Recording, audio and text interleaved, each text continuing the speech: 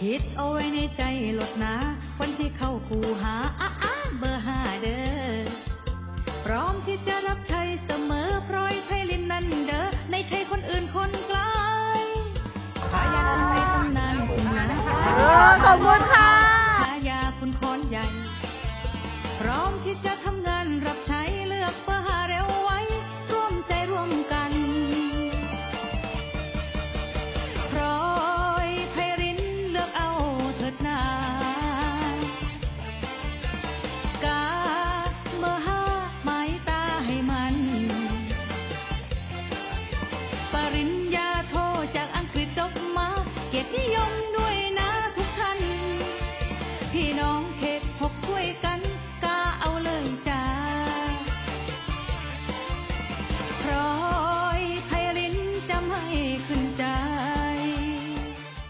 วันนี้มาเยี่ยมมายามบ้านภูผาม่